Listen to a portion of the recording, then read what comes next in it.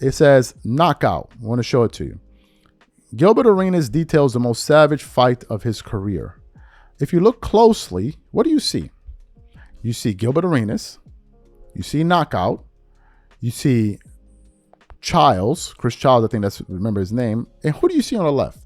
That's Kobe Bryant, right? Knocking out Kobe Bryant. So I screenshot this and I send it to Gilbert Arenas, who professes to be a Kobe Bryant fan. And I said to him, I said, Gil, why is your company, Gil's Arena, posting pictures like this of Kobe Bryant getting knocked out?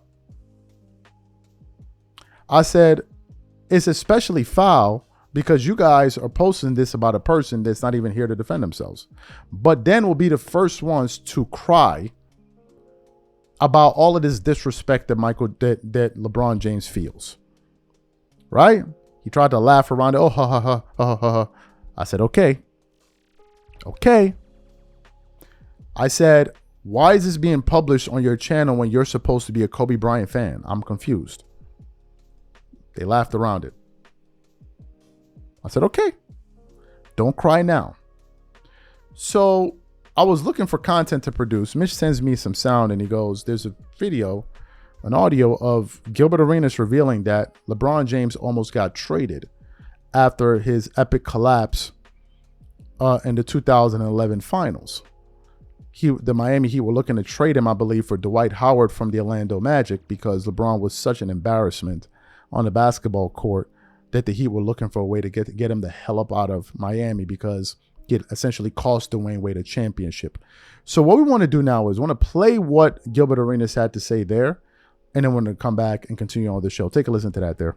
Miami Heat, after the motherfucking Dallas, tried to trade LeBron James to the Magic for Dwight Howard. Oh. They openly was trying to trade LeBron James for Dwight Howard. Damn. They felt that how LeBron James played against Dallas, that they didn't need him. They couldn't trade. Like Chris Bosh was like their all-purpose player. And they were trying to trade him to get a big man down there. There should another one. Wait, where's this coming from? Lo, this is breaking news. So you heard what Gilbert Arenas said. Now, the question is, why would they try to trade him? Well, let's look at LeBron's numbers. In that finals, LeBron James averaged a whopping 17.8 points per game, 7.2 rebounds, 6.8 assists, 1.7 steals, 0.5 blocks per game. He was shooting 32% from the three, 47.8% from the floor. He was shooting 60% from the free throw line. And let me see. He was averaging four turnovers a game. Now let's look at some of the numbers, the box scores. What games it is? Game 1, he scored 24 points, 9 rebounds, 5 assists. Game 2, he scored 20 points, 8 rebounds, 4 assists, 4 steals. Game 3, he scored 17 points, 3 rebounds, 9 assists. Game 4, he scored 8 points, 9 rebounds, 7 assists. I think 8 points, and I think he scored 2 points in the second half, if I'm not mistaken, if my memory serves me right. Game 6, he scored 17 points, 10 rebounds, and 10 assists. I'm sure LeBron fans are beating me to that he had a triple-double. By the way, that game where he scored 8 points, he shot 27% from the field. And in the final game, he scored 21 points, 4 rebounds, and 6 assists. Dwayne Wade led LeBron in scoring in that NBA. No, he led LeBron in scoring in the finals, and he led him in scoring in the playoffs that year. Even though Shannon Sharp said LeBron has never been led in the playoffs in scoring, that's a flat-out lie.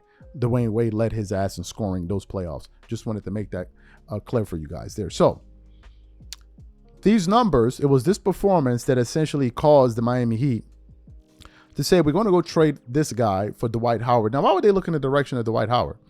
The reason they were looking in the direction of Dwight Howard is because the year prior, Dwight Howard was the one that knocked out LeBron in the finals, in the Eastern Conference Finals, on route to go play Kobe Bryant in the NBA Finals. That obviously didn't happen.